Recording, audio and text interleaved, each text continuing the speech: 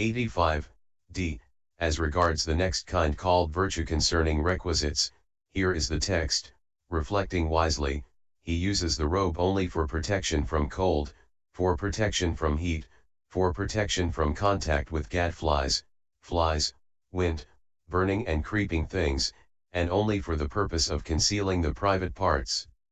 Reflecting wisely, he uses alms food neither for amusement nor for intoxication nor for smartening nor for embellishment, but only for the endurance and continuance of this body, for the ending of discomfort, and for assisting the life of purity.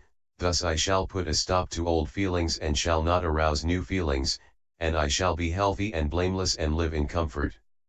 Reflecting wisely, he uses the resting place only for the purpose of protection from cold, for protection from heat, for protection from contact with gadflies, flies, wind, burning and creeping things, and only for the purpose of warding off the perils of climate and enjoying retreat. Reflecting wisely, he uses the requisite of medicine as cure for the sick only for protection from arisen hurtful feelings and for complete immunity from affliction. Mi 10. Herein, reflecting wisely is reflecting as the means and as the way. 27. By knowing, by reviewing, is the meaning.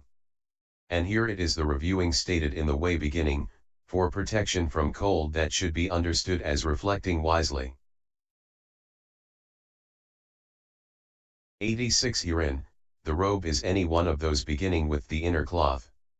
He uses, he employs, dresses in as inner cloth, or puts on as upper garment. Only 31 is a phrase signifying invariability in the definition of a limit. 28. Of a purpose, the purpose in the meditator's making use of the robes is that much only, namely, protection from cold, etc., not more than that.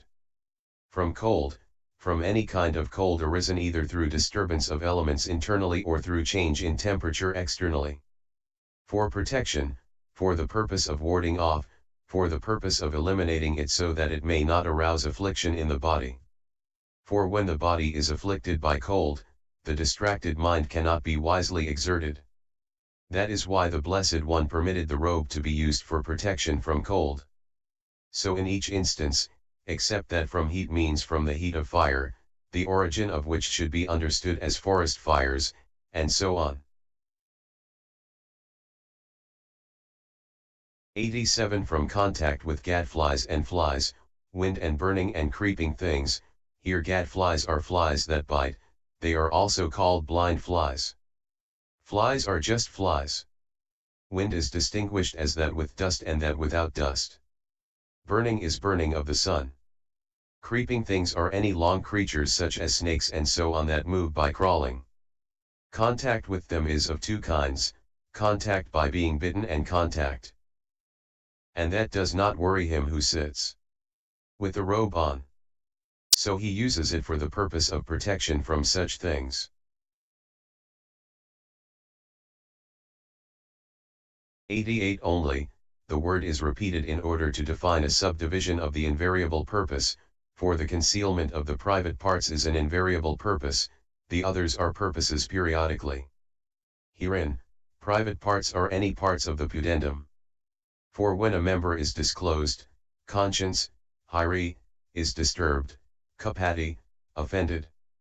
It is called private parts, hyrikopana, because of the disturbance of conscience, hyrikopana. For the purpose of concealing the private parts, for the purpose of the concealment of those private parts. As well as the reading hyrikopena payajdanatha, there is a reading hyrikopane I payajdanatha.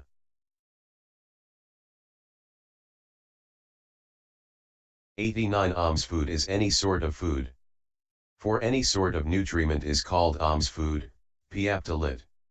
Lump dropping, because of its having been dropped, patatata, into a bhikkhu's bowl during his alms round, pilya. Or alms food, piapta, is the dropping, pata, of the lumps, pia, it is the concurrence, sinapata, the collection, of alms, bhikkha, obtained here and there, is what is meant.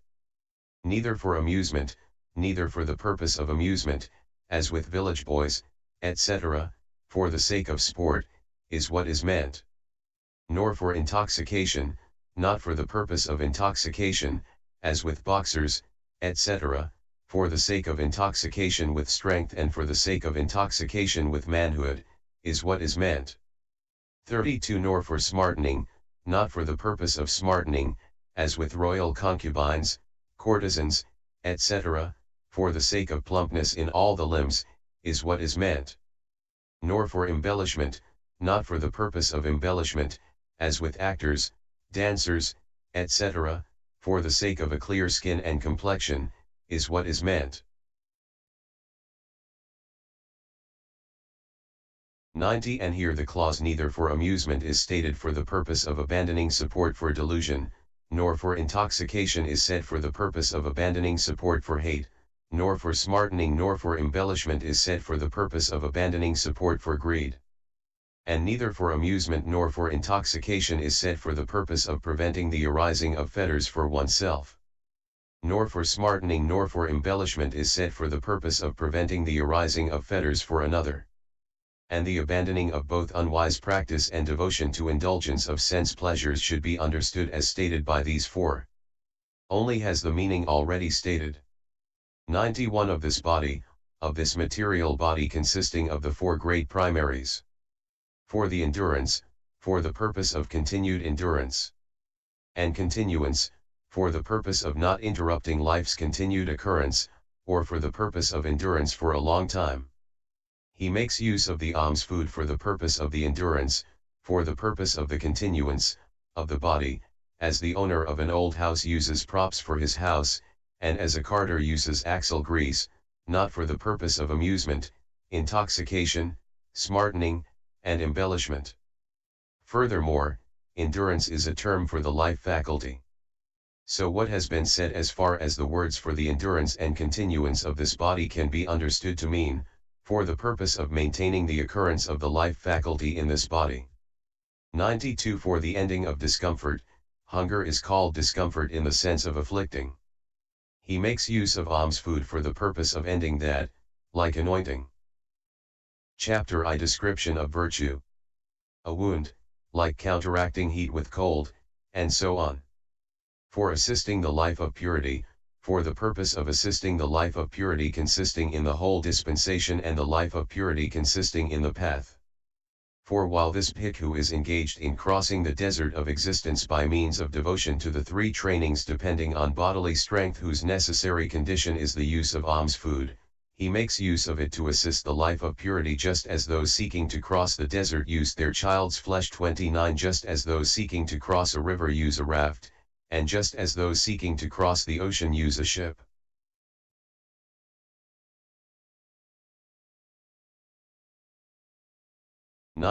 Thus I shall put a stop to old feelings and shall not arouse new feelings.